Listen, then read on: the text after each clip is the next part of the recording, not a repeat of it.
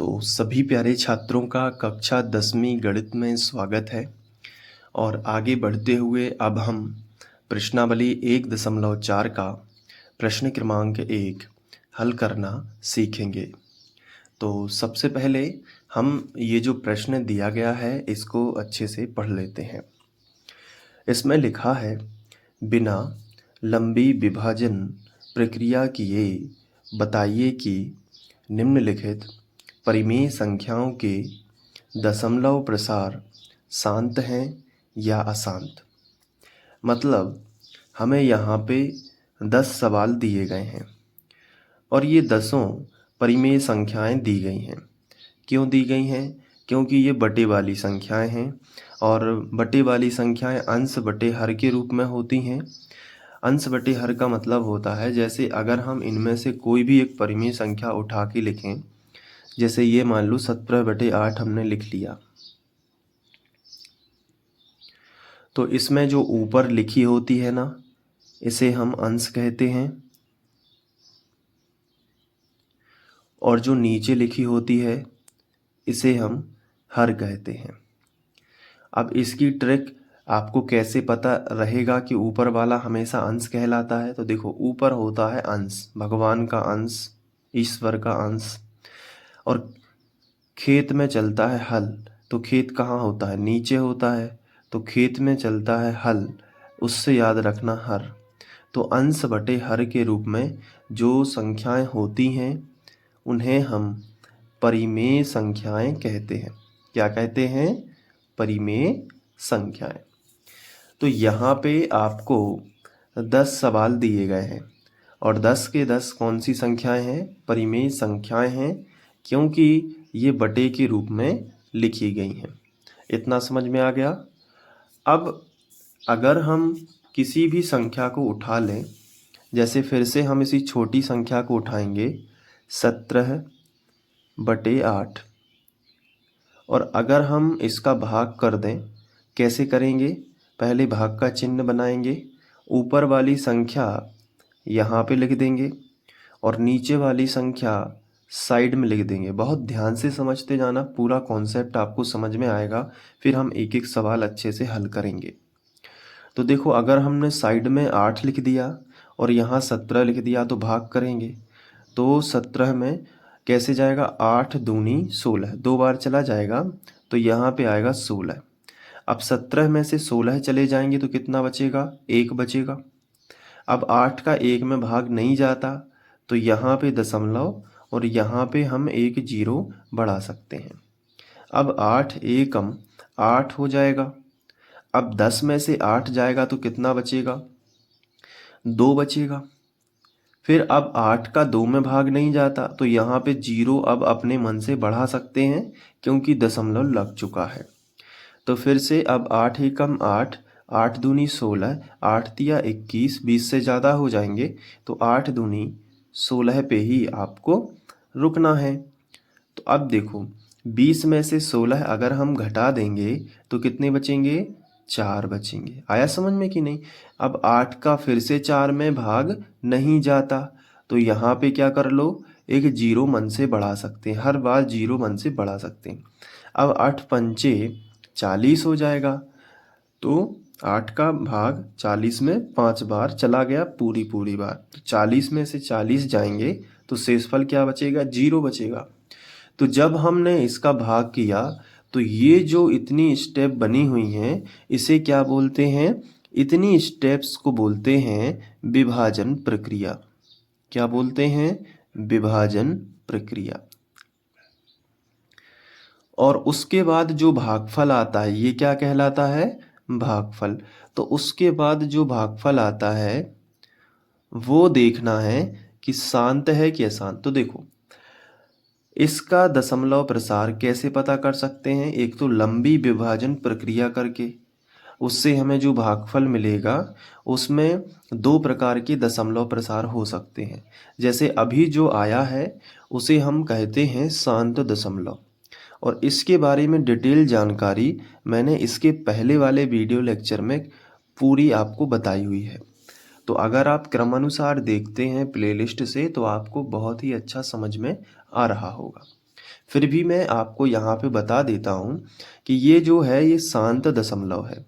अशांत दशमलव भी एक इसका प्रकार होता है। वो कैसा रहता है देखो यहाँ पे। जैसे अगर आपको कहीं ऐसी संख्या लिखी मिल जाए 2.66666 dash dash dash dash dash, तो ये दशमलव के बाद जो 6 है संख्या वो अनंत है, तो ये एक अशांत दशमलव कहलाएगा।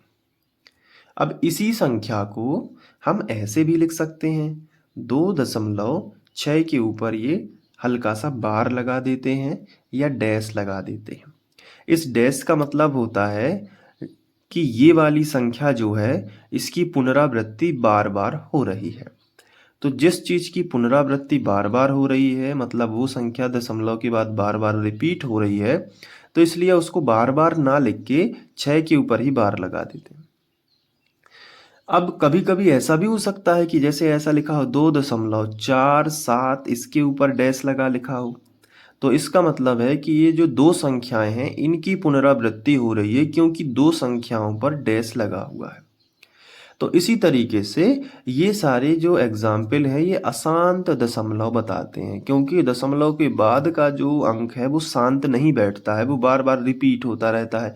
कभी कभी ऐसा होता है जैसे 2.01 001 0001, ऐसे जैसे पाई का मान है 3.14 तक नहीं सीमित रहता है, वो और भी आगे तक जाता है 50 स्थानों तक। अभी तक खोज हो चुकी है 50 स्थानों तक, तो वो भी एक क्या है अशांत दशमलव हम कह सकते हैं। तो ऐसे दशमलव प्रसार जो बार बार रिपीट होते हैं उन्हें हम कहते हैं अशांत दशमलव, और जो रिपीट नहीं होते फिक्स मान बताते हैं कि 5 बार गया 40 पूरी बार कटा शेष फल 0 आ गया, अब इसके बाद आगे भाग नहीं जाएगा, तो वो हम कहेंगे कि अशांत दशमलव है। तो वो हम कहेंगे कि शांत दशमलव है। ठीक है, तो ये शांत दशमलव कहलाएगा। लेकिन इसके लिए हमें इतना लंबा भाग देना पड़ा। लेकिन क्वेश्चन हमसे कह रहा है कि बिना लंबी विभाजन प्रक्रिया किए, मतलब ऐसा भाग नहीं करना है जैसा मैंने आपको अभी बताया है। वो कह रहे हैं कि सिर्फ देख के ही अंदाजा लगाओ कि किसका उत्तर शांत दशमलव में आएगा और किसका उत्तर अशांत दशमलव में आएगा। तो थोड़ा सा आपने जो बेसिक समझा है उसी के कारण आप ये पूरे सवाल बहुत अच्छे से कर पाओगे। तो चलिए फिर शुरुआत करते हैं इसके पहले प्रश्न से। तो इसका जो पहला प्रश्न है मैंने अलग से लिख लिया। अब इसमें हमें इसका उत्तर बताना है कि शांत दशमलव है या अशांत दशमलव है, लेकिन भाग नहीं करना है। तो देखो कैसे करना, पेपर में अगर आपसे पूछ लिया जाए या ऑप्शन में पूछ लिया जाए, देखो हल कैसे करते हैं। हल करने का बोर्ड परीक्षा में एक अलग ही तरीका होता है, स्टेप बाय स्टेप, ताकि आपके एक भी अंक ना कटें। सबसे पहले 13/31 ज्यों का त्यों लिख लो, 13/31। अब अंश व हर दोनों के गुणनखंड निकालो। कैसे निकालोगे? 13 के गुणनखंड तो नहीं निकलते क्योंकि ये अभाज्य संख्या है, तो 13 ही लिखेंगे। लेकिन नीचे 31/25 के गुणनखंड जरूर निकलेंगे, तो 31/25 के गुणनखंड निकाल दो। ठीक है, तो साइड में आ जाओ और यहाँ पे निकाल के गुणनखंड आप लिख सकते हो। देखो साइड में लिखा 31/25। इसके बाद इसको हम चूँकि फेयर में ही लिख रहे हैं इसलिए थोड़ा सावधानी से लाइन खींचेंगे और एक ऐसी लाइन खींच देंगे। ठीक है, बहुत ही ध्यान से और बेसिक से पढ़ो ताकि कभी गलती ना हो। अब देखो 31/25 और यहाँ पे भाग देना शुरू करेंगे। तो भाग देने की जो कला है मैंने आपको सिखाई है कि सबसे पहले ट्राई करो 2 से, सबसे छोटी संख्याओं से ट्राई करना होता है। सबसे पहले 2 से ट्राई करो, जब 2 से भाग ना जाए तो फिर 3 से ट्राई करो, फिर 3 से भी यदि किसी संख्या में भाग नहीं जाता है तो फिर 5 से ट्राई करो। अब अगर किसी संख्या में 5 से भी भाग नहीं जाता है तो 7 से ट्राई करो, और 7 से भी नहीं जाता है तो फिर 11 से ट्राई करो, 11 से नहीं जाता है तो 13 से ट्राई करो, 13 से नहीं जाता है तो फिर 17 से ट्राई करो। ये मैं आपको कुछ हुनर बता रहा हूँ। 17 से नहीं जाता है तो फिर 23 से ट्राई करो। यहाँ तक आपको याद होना चाहिए। आप ये कहीं लिख लो, ये संख्याएं बहुत इम्पोर्टेंट है क्योंकि कभी संख्याएं ऐसी दे दी जाती है जिसमें इन सभी संख्याओं का भाग ना जाके केवल 23 का जाता है। तो वहाँ पे कंफ्यूज ना हो, इसलिए आपको क्रम पता होना चाहिए। फिर धीरे धीरे आप एक्सपर्ट हो जाओगे कि आप देखोगे कि इकाई अंक इसका 5 है, तो 5 से ही भाग जाएगा, ना 2 से भाग जाएगा इसमें, ना 3 से जाएगा, तो 5 से ही ट्राई करेंगे। तो चलो 5 लिखते हैं। अब 5 में 3 का तो जाएगा नहीं, तो 2 संख्याएं ले सकते हैं। अब 31 समझ के चलो, बाकी संख्याओं को अभी भूल जाओ, 31 समझो। तो 5 की दुनिया ऐसी पढ़ो कि 31 से ज़्यादा ना हो। तो 5 छक्के 30, है ना। तो 30 तो कट गए, 31 में से बचा 1, तो जो शेषफल बचता है उसको आगे वाली संख्या के सामने मान के चलते हैं। तो मान लेते हैं 1 यहाँ पे है, वो सिर्फ दिमाग में रखना है, लिखना नहीं यहाँ पे। तो बचा 1 तो हो जाएंगे 12। अब 5 की दुनिया पढ़ना है इस 12 में। तो 5 दूनी 10, 5 तिया 15, 12 से ज़्यादा हो जाएंगे, तो 5 दूनी 10। फिर 10 कट गए, 12 में से 10 कटेंगे तो कितने बचेंगे शेषफल में? 12 में से 10 कट जाएंगे तो शेषफल में कितने बचेंगे? 2 बचेंगे ना। तो जो 2 शेषफल आता है उसको आगे वाली संख्या के सामने मान के चल रहा है, तो ये यहीं पे लिखा है, तो 25 मान के चलो। तो 5 की दुनिया ऐसी पढ़नी है कि 25 से ज़्यादा ना हो। पचम 25, 5 बार पूरा पूरा भाग चला जाएगा, फिर आ गया 625। हमेशा याद रखना कि जब इकाई अंक अगर आपका 5 है तो 5 से ही भाग जाएगा, तो फिर 5 से दे दो। तो पहले 5 का 6 में चला जाएगा, बिल्कुल, तो 62 लेने की ज़रूरत नहीं है, 6 अकेला ले लो, 5 एकम 5। अब शेषफल कितना बचा? 1। तो जो शेषफल बचता है मैंने आपको बताया वो अगली संख्या के सामने कल्पना करनी होती है, तो यहाँ पे 12 हो जाएंगे अब, क्योंकि शेषफल 1 है। 12, तो 5 दूनी 10, 5 तिया 15, 12 से ज़्यादा हो जाएंगे, तो 5 दूनी 10। फिर यहाँ पे 5 तिया नहीं, यहाँ पे 2 बचेंगे तो हो जाएंगे 25 शेषफल, तो 5 25। पहला सवाल है इसलिए डिटेल से बता रहा हूँ, फिर धीरे धीरे करके आप पे बनने लगेगा। अब जो इकाई अंक है इसलिए फिर 5 से देना होगा, क्योंकि इकाई अंक यहाँ पे 5 है। तो 1 में तो जाता नहीं है, तो 12 ले लो पूरे पूरे, फिर 5 दूनी 10। शेषफल कितना बचा? 12 में से 10 चले जाएंगे तो 2 बचा, तो फिर 2 इसको यहाँ 5 के आगे मान के चलो, तो 25 पचम 25। अब फिर 5 से दे दो, पचम 25। अब फिर 5 से दे दो, 5 एकम 5। तो आप देखो कि 31 25 को हम कैसे लिख सकते हैं? 1 2 3 4 5। तो 5 बार 5 है, तो 5 गुणित 5 गुणित 5 गुणित 5 गुणित 5, ऐसे लिख सकते हैं। अब ध्यान दो जरा कि ये 5 बार 5 लिखा है, ऊपर कोई संख्या से कट भी नहीं रहा, 13 से 5 नहीं कटेंगे, अगर कटते होते तो हम काट भी देते, लेकिन नहीं कट रहे हैं, तो 13 तो ज्यों का त्यों रहेगा। और इसको हम लिख सकते हैं 1 2 3 4 5, तो 5 के ऊपर 5 की घात लगा सकते हैं, क्योंकि 5 5 बार है, तो 1 2 3 4 5, तो 5 की घात लगा दी। कौन संख्या है? 5 है। तो ऐसे लिख सकते हैं। अब हमेशा एक बात का याद रखना, मैं आपको एक नियम बताने जा रहा हूँ, और वो नियम ये है, देखो, शांत दशमलव होगा यदि, इसको आप नोट भी कर लेना कहीं अपने ही रजिस्टर में। शांत दशमलव कब होता है? यदि जो हर है वो 2 की घात के रूप में हो। मतलब इसको समझते भी जाना, ऐसा नहीं है कि नियम बस लिख लिया, इसको समझो भी। जैसे अगर ऊपर कोई अंश है, मान लेते हैं x, लेकिन नीचे हर 2 की पावर कोई भी घात हो सकती है, जैसे 2 के ऊपर 3 की घात है, तो ये आप डायरेक्ट बता सकते हो कि इसका जब भाग जाएगा तो शांत दशमलव आएगा। ठीक है। जैसे कोई ऊपर आपको अंश अंश से मतलब नहीं है, अंश तो कुछ भी हो सकता है, जैसे अंश 22 है, लेकिन नीचे अगर हर 5 के ऊपर कोई घात के रूप में हो, जैसे 5 के ऊपर 4 की घात है, तो भी वो क्या होगा? शांत दशमलव होगा। लेकिन अगर ऐसा भी हो, देखो, यदि हर 5 की घात के रूप में हो, देखो यदि जो हर है ये अंश है, तो ये क्या है? हर। और हर 5 की घात के रूप में हो, जैसे 5 के ऊपर 4 की घात है, तो जो हर है 5 के ऊपर 4 की घात के रूप में है। ये देखो, यदि हर 2 की घात के रूप में हो, मतलब हर में 2 है, 2 के ऊपर 3 की घात है, हो सकता है 2 के ऊपर 4 की घात है, हो सकता है 5 की घात है, कोई भी हो, लेकिन 2 की घात के रूप में होना चाहिए। और यदि दूसरे केस में 5 की घात के रूप में भी है, तो भी उसे शांत कहेंगे, और हर यदि 2 की घात के रूप में है तो भी वो शांत दशमलव होगा।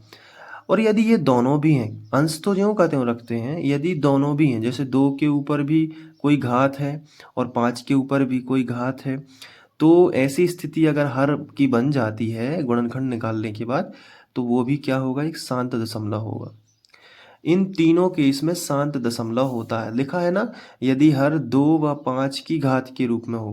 पहले मैंने बताया कि अकेला 2 हो, 2 की घात हो, अकेले 5 की घात हो, या फिर दोनों हो, 2 व 5 की घात के रूप में हो, तो वो क्या होता है, शांत दशमलव।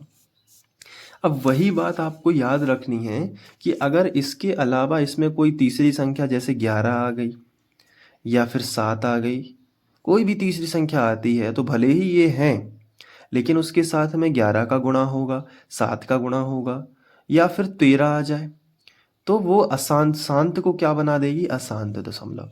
तो 2 अकेला हो या 5 अकेला हो या 2 और 5 साथ में हो, तो ये शांत है, लेकिन इसके साथ में अगर कोई तीसरी संख्या गुणनखंड में मिलती है, तो वो अशांत दशमलव के अंदर आ जाएगा। अब चलो सवाल पे वापस चलते हैं। इसका स्क्रीनशॉट ले लो आप, या फिर इसको लिख लो कहीं पे, ये बहुत ही इंपॉर्टेंट रूल है। अब आगे बढ़ते हैं। तो यहाँ पे देखेंगे हम कि जो हर है वो कैसा है, 5 की घात के रूप में है, दिख ही रहा है क्योंकि यहाँ पे आया है, तो ये शांत दशमलव होगा। तो यहाँ पे हम लिखेंगे, ये वाला साइन ना बना के लिखेंगे, चूँकि जो अपना हर है, चूँकि हर कैसा है, 5 की घात के 5, जो 5 की, चूँकि हर, अतः दशमलव प्रसार शांत होगा। तो ये था पहला प्रश्न जो आपको बहुत ही अच्छे से करना था। अब इसका स्क्रीनशॉट लेके आप इसको एक बार खुद से प्रैक्टिस कर लो। इसके बाद का जो क्वेश्चन है उसको भी प्रैक्टिस कर लेना, वीडियो को पॉज करके फिर आगे देखना। तो आगे हम दूसरा प्रश्न करेंगे। ये वीडियो काफ़ी लंबा हो चुका है, इसलिए दूसरा क्वेश्चन नेक्स्ट वीडियो में करेंगे। और सारे वीडियोस देखने के लिए आपको एंड स्क्रीन पे प्लेलिस्ट दी जा रही है, तो वहाँ पे क्लिक करके आप सारे वीडियोस देखेंगे क्रम अनुसार, तो आपकी पढ़ाई जो है वो और भी बेहतर होगी। और साथ में आप यदि डायरेक्ट सर्च करना चाहते हैं तो यूट्यूब पे सर्च करेंगे फ्री ऑनलाइन कोचिंग, तो भी आप चैनल पे पहुंच जाओगे। मिलते हैं दूसरे प्रश्न के साथ नेक्स्ट वीडियो लेक्चर में। Thank you.